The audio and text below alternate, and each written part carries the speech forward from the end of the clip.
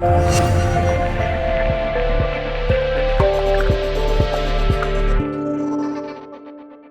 this year marks 35 years since my brother Don transitioned from his earthly life. I'm the oldest in the family. My brother was 4 years younger than me, and as a result, we grew up together and shared really our childhood memories. I do have a sister who's 10 years younger, but obviously our experiences are vastly different together in terms of growing up.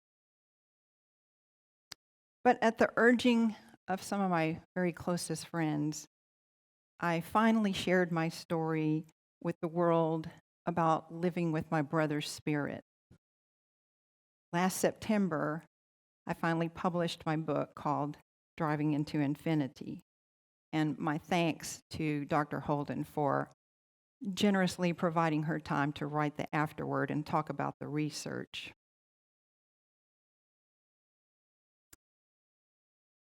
As I explain in my book, we are not forgotten by those we have loved, and they do visit us more times than we consciously know. I hope that my story provides some comfort to those who have experienced the loss of someone they love deeply.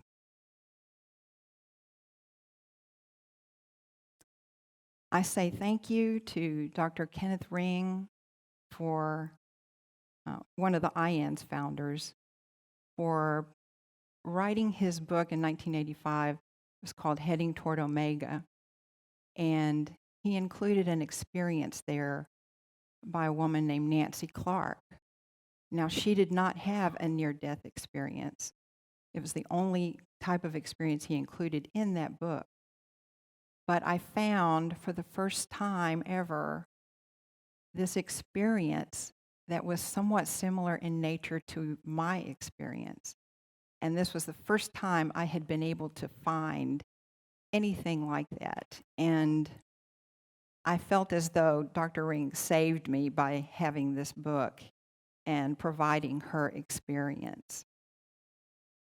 And I also thank him for his time to have reviewed my book and provide this wonderful endorsement quote.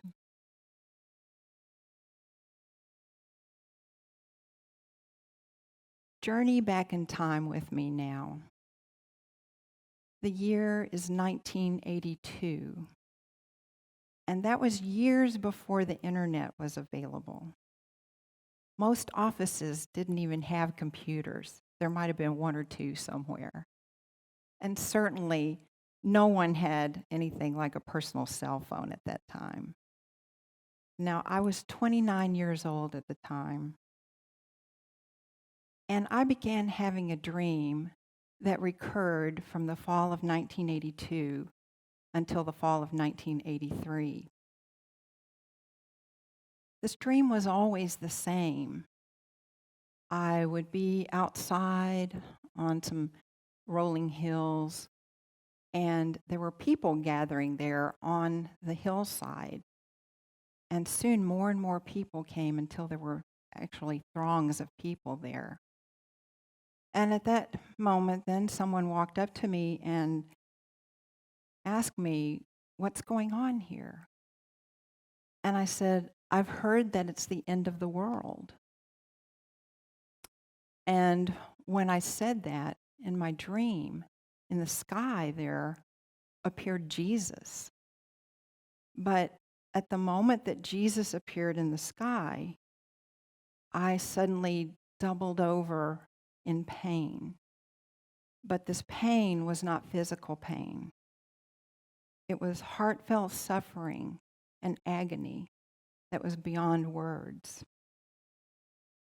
And as I was experiencing this terrible pain, I thought to myself, but it isn't supposed to be this way.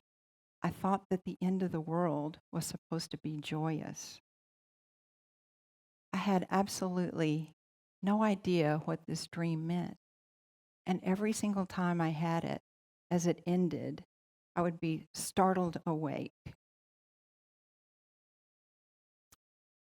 Now, Fast forward to the morning of Friday, October the 7th, 1983. That morning, I was driving my husband to his office, and we were meeting later at a festival near downtown Houston, the Greek festival. And as I'm driving, all of a sudden, I developed this sharp pain over my heart area. I happened to glance at the clock, and it said 9 a.m. I was really frightened by this experience because I thought, am I having a heart attack? Do I have a blood clot? What's going on here? The pain was very intense, but I didn't say anything to my husband. I just went ahead and dropped him off. And after about 15 minutes, the pain finally began to subside. And I drove on downtown, joined my friends at the Greek Orthodox Church where the Greek festival is held each year. And after a while, so we were outside first at the festival, but part of the festival is also in the annex area of the Greek Orthodox Church. So we had gone inside to get some lunch. There were throngs of people in there. It was shoulder to shoulder. It's a very popular festival in the Houston area. And I happened to look up and I see my husband coming toward me, making his way through the crowd. And I thought, well, he's here kind of early. He wasn't supposed to get here till later. But as he got closer, I could see his face. And I knew that something was terribly wrong. I had never seen him look like that. And as he came up to me, he put both his hands on my arms, and he looked me right in the eyes, and he said, Donny was killed this morning in an accident. And as he said those words, I just got this mental image of a picture of the earth just falling, falling, falling, and just shattering at my feet. And then I just doubled over and was screaming, no, no, no. I then learned that Donny's fatal accident had happened around 9 a.m. that morning. That was exactly the time that I felt that terrible pain over my heart area. So I knew that he had reached out some way to me, from his spirit to me, with this pain over my heart. And it was that day, too, that I understood what my dream had been trying to tell me. First of all, it was showing me the setting, because I was at this festival that was outside, and there were, crowds and crowds of people there. And then Jesus appearing in the sky, related it to some religious aspect. And this was held at the Greek Orthodox Church. And finally, the dream was trying to show me what my emotional reaction was going to be. But again, I had no reference point to know what did all those things relate to in the dream. And prior to that, I had never had any precognitive dreams at all. My feelings over this loss, I was completely destroyed. My brother and I were very close. We always kept in touch. And I just didn't know that a human being could cry so many tears for so long. Let me read from the book, description of some moments from that time. Every moment was sheer agony during those days, with no words to adequately describe a broken heart. Nothing made sense, and everything about life was dark. I barely slept. I moved in a daze. I wanted to die every day. This terrible, impenetrable wall now separated me from ever having contact with my beloved brother again. How do you process that fact and integrate it into your life? I could not. At the burial site, I wondered how I could possibly continue living after this. Now, 3 days after my brother's funeral, Donny came back to me while I was driving. And I was actually driving his small personal truck because his accident had occurred in a company truck. And I was actually in Bryan, which is my hometown, and I was staying on to help my parents with some things following the funeral. And that day, I decided to take Donnie's truck and drive to my grandparents' home, which is about 10 or 15 minutes out of town, to take them some of the funeral flowers. And as I'm driving, I'm about halfway to my grandparents' home, and suddenly I realize that I'm seeing everything around me, 360-degree vision. And I'm driving and I'm startled. I'm trying to figure out what's happening to me. And then I realized that my brother was at my right shoulder. And he looked like a pattern of light, but it was still him. I could recognize him. And he began to speak telepathically to me. Now, I'm still driving along here, but he told me not to be sad, that he was happy, and he wanted me to know what it was like for him now. And what he did is he explained to me that he was on another plane of being, and that it had really just simply been time for him to go. Then I realized that I was no longer in my body. I was no longer driving the truck. And what I saw at first was a landscape, but it reminded me of looking at a negative of a photograph.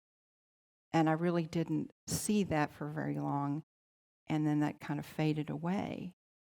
And at that point, it was all about focusing on peace, eternity, infinity, and the very first thing I did experience was this peace that completely overtook me. And the thought came to my mind of the Bible verse of the peace that passeth understanding. Next, I realized that I knew everything in the universe, that I knew all knowledge for all times. And this was astonishing to me.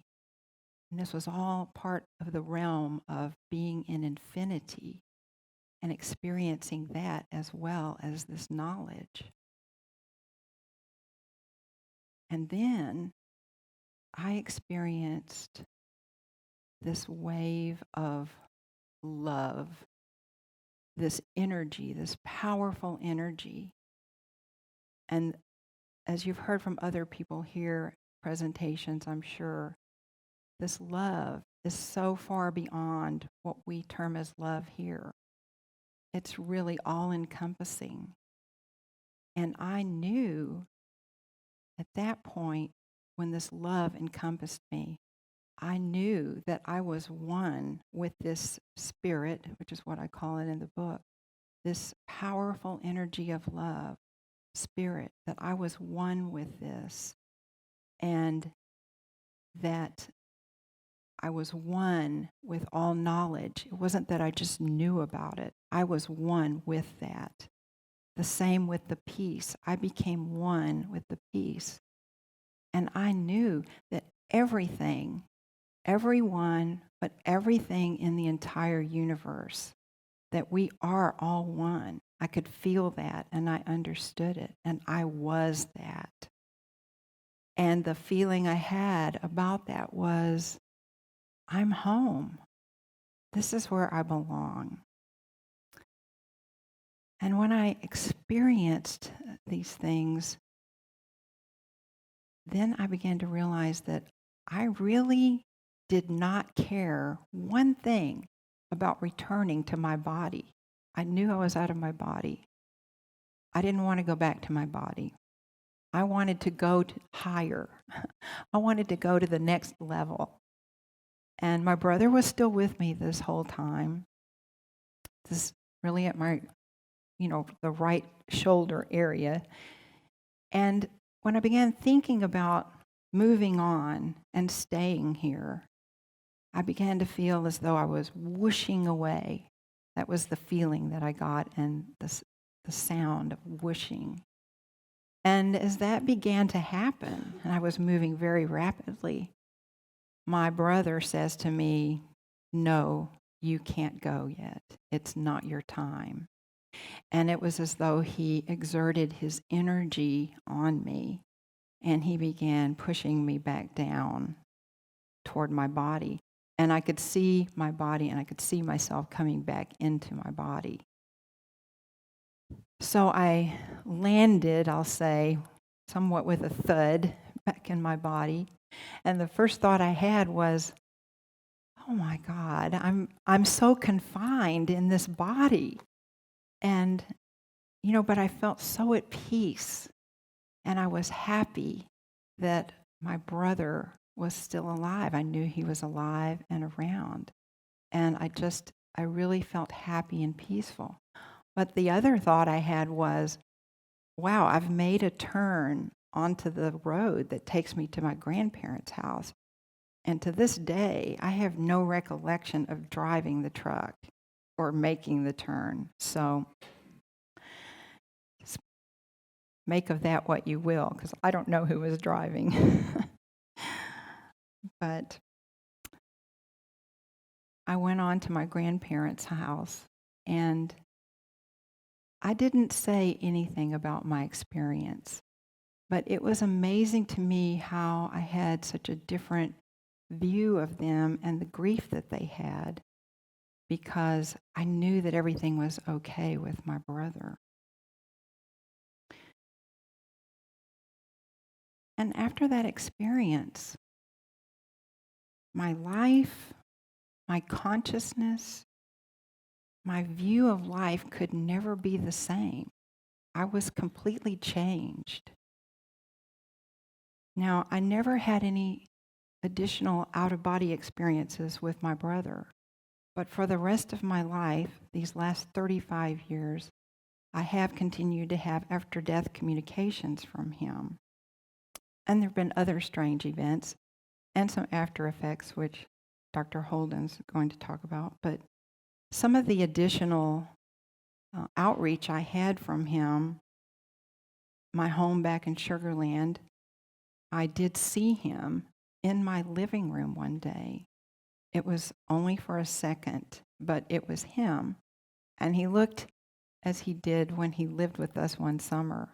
And actually, he wasn't even looking at me. He was standing in the living room and peering into our stereo cabinet while I'm over in the hallway seeing him do this.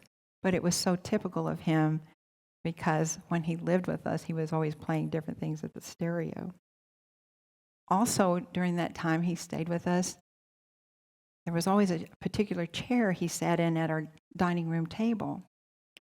And for the rest of the years that we lived in that house in Sugar Land, I would come home from work. Every couple of days, that chair was pulled out from the dining room table. Now, we didn't even go in there most of the time. We ate at a different little table in the breakfast area. So that was really strange and in fact, I had asked my husband at one point, was he going in there to do something? And he said, no, absolutely not. Also, another time, my husband and I were watching TV in one of the rooms. And as we're sitting there, a video flew out from a bookcase. Now, this flew out from the very top shelf, and it didn't just fall to the ground. It flew out and landed at our feet. And my husband and I looked at each other like, what just happened here? Another time when I was walking toward the hallway in our house, I saw a book lying on the floor. It was up against the wall. Directly across from that wall was a built-in bookcase. And you could see where this book had come from. It had come from the shelf that was at carpet level. So it was obvious that this book had to have actually flown across the hallway because it was still up against the opposite wall. Another time I was walking into our master bedroom, and a chair had been placed right in the middle of the doorway. Now, that time I was a little scared. I had come home from work, and I actually thought someone had gotten into the house, and I searched the whole place, but nothing else was amiss at that time. Additionally, my dad and his wife related to me that at night they would hear in their kitchen the microwave buttons sounding, and they felt sure that it was Donny letting them know that he was there. Now, my mother related to me that not too long after my brother's death, she had a dream, and my brother came to her in a dream, but he was in the form of a young deer. But she knew, she told me, she said, I knew it was Donny, even though he was in as a young deer. The deer came up to her and she said, son, you need to come back to me now. And he looked at her and he said, Mama, I can't. I'm happy where I am. And she said again to him, son, I really need for you to come home. And he just said, Mama, I can't. And with that, he turned and he walked away. But my mother said that what happened was, as he walked away, he took with him out of her heart the worst anguish and agony that she had been experiencing since his death. And she said, he took that with him. And she said, from then on, she said, although I remained sad about the loss, she said, I was able to go on living and not have this terrible agony in my heart anymore. And I also believe that a couple of months after my brother's passing, that I received guidance from him, and that related to saving my family and me from the brink of death by carbon monoxide poisoning. Now, there are many more incidents in the book described in a lot more detail, but obviously I can't go over all of them.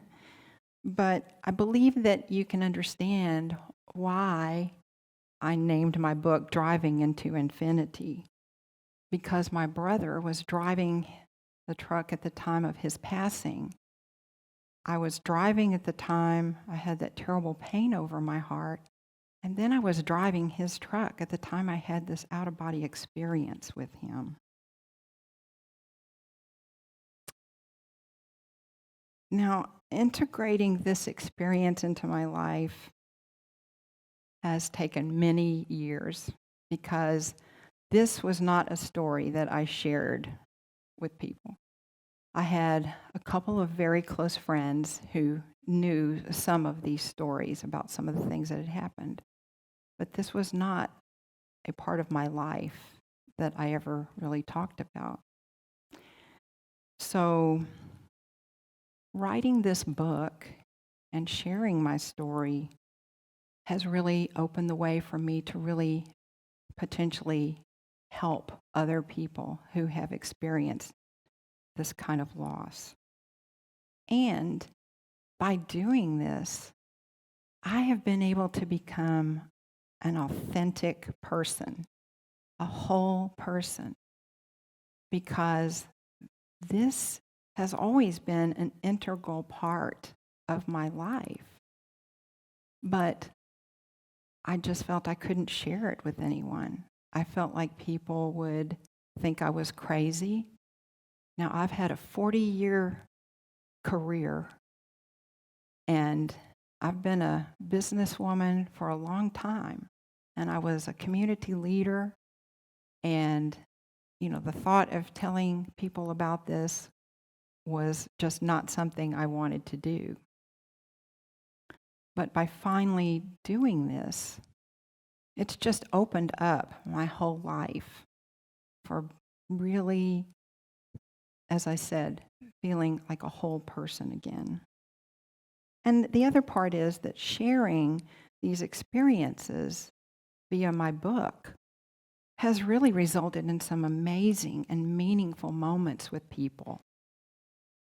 For example, I had gone into a ski shop looking to buy some new ski boots, and the owner there, I felt guided to tell him I had written this book. And as I talked to him a little about my story, tears welled up in his eyes, and he said, "I can't believe that you have walked into my ski shop." He said, "I lost my 21-year-old daughter a year ago." And he said, "I'm very interested to know more about what you've said." And the same type of thing happened when I went to my doctor's office and I was talking with a nurse. Same kind of deal. Her brother-in-law had just passed, and her whole family was really in the throes of this deep tragedy. And not very long ago, I attended a class reunion, high school reunion. A lot of my high school classmates knew that I had published the book, and in fact, I had returned to my hometown for a book signing event because everyone said, "Hey, when you come back to Texas, well, we'd like to have that." So I had set that up. And one of the classmates, I just chatted with him, found out he actually lives in Colorado where we are.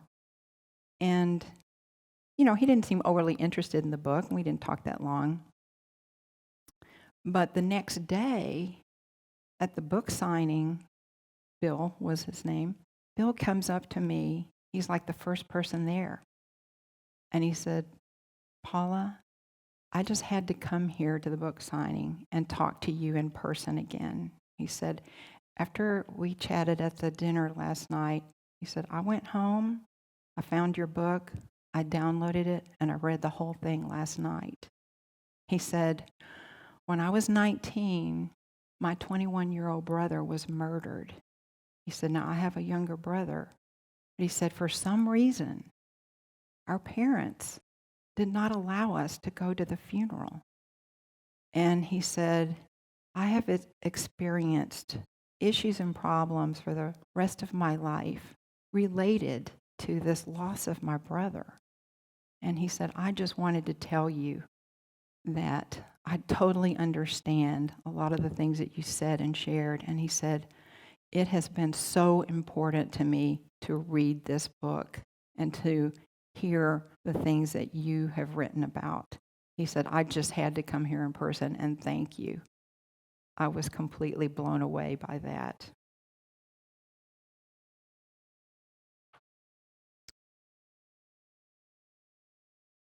The other way of integrating this experience into my life is regarding greater understanding of the eternity and the oneness of our lives. And this has resulted in gifts that really have enriched my life as a result of my experience.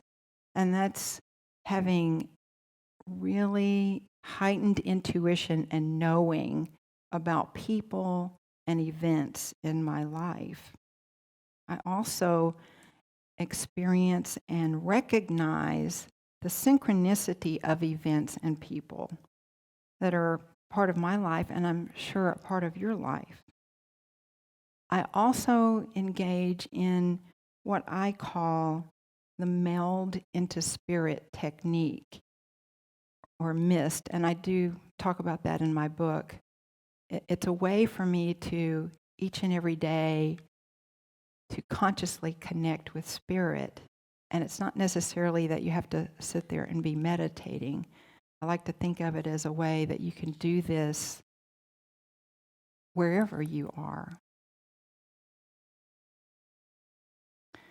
Additionally, I focus on what I call conscientious consciousness. And if you look at that individually, the definition of consciousness, it's the quality or state of being aware, especially of something within oneself, the knowledge of one's own existence. Consciousness is the quality or state of being aware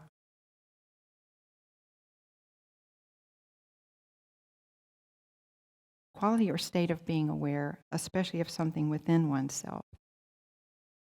Being conscientious is faithful, careful, particular, and industrious and diligent. The message from conscientious consciousness is greater fulfillment each day in our lives by consciously opening to this magnificent energy, this powerful spirit of love. And what I learned from my experience is that we're all within that right now, right here, right now, every day. And it's not something that you have to wait to be able to connect to. It's here. But we just have to open to that consciously to connect with it and let that into our lives and bring about miracles, really.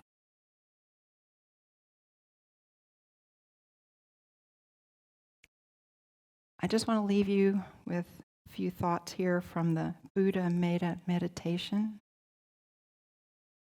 May I be at peace. May my heart remain open. May I awaken to the light of my own true nature. May I be healed. May we be a source of healing for each other.